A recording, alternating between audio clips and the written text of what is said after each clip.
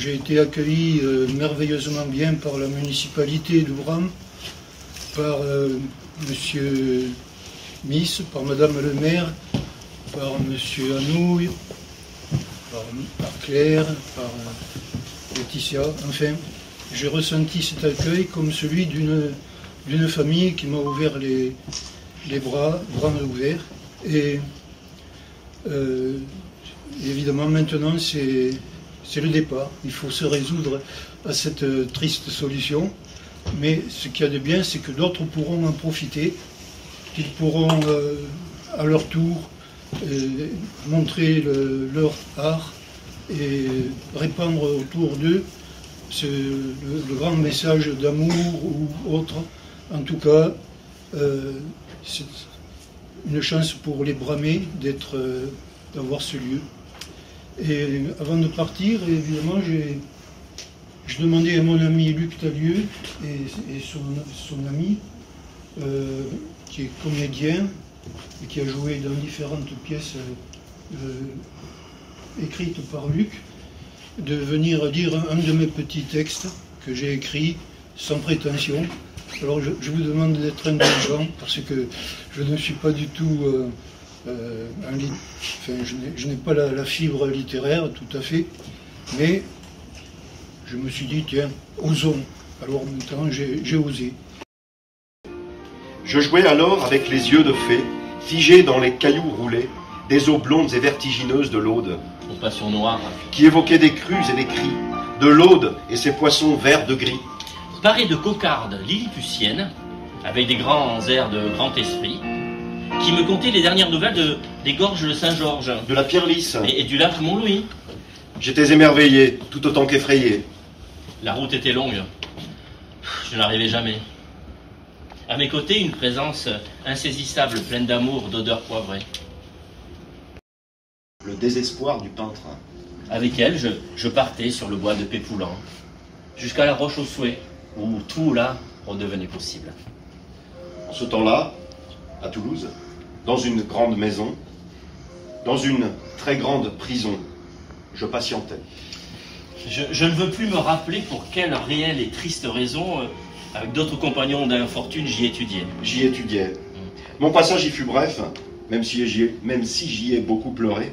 Une paire d'années tout au plus. Le temps de connaître la grande ville, car tous les soirs, je m'évadais avec Cécile. Ouais. Par 3 juments édentés, pleines d'os et de tripes. À chaque coup de tonnerre, elle ruait en galopant, dans un bruit de guitare électrique, et m'emportait sans hésitation dans la lumière photovoltaïque de l'éblouissante recréation. Ce n'était qu'évasion passagère, qui tout au plus durait un siècle ou deux. Après cela, je revenais à d'autres affaires, avec des jeux.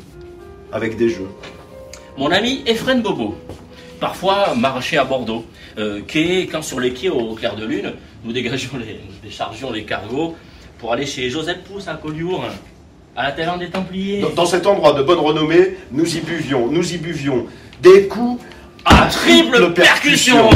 C'était trop bon ça. Et parfois même on buvait du thé. Fallait bien. Avec des filles modèles et quelques joyaux de rire. Avec les géniaux Giner Balbino, ouais. Avec Willy Mucha. Et puis l'aquarelliste. Et tout comme nous, épris de Pharaon. Il relançait le jeu sur un plateau de schiste, au son d'un opéra ou du bandoneon. Soignait la grande horloge et son beau carillon, qui aujourd'hui encore sème au vent léger, aux nuages et aux anges, la mousse des années, des heures et des âges. Et tout là-haut, face aux Pyrénées, mon obsession reprenait. Je revoyais encore vers le comté de Foix, la belle et grande mer, ses artichauts gris, et ses riches scarabées, et sa lame de pierre gravée comme une entaille, tombée de l'œil doré de la baleine blanche, piquée par le trident de Saint-Barthélemy. À Mirepoix, souvent, je m'avançais dans la maison bizarre, pleine d'escaliers, sous lesquels je ne me cachais plus. Le rêve, l'onirique, bien sûr, l'imaginaire, c'est vraiment une partie en vacances, mais pour longtemps. Il faut bien s'arrêter.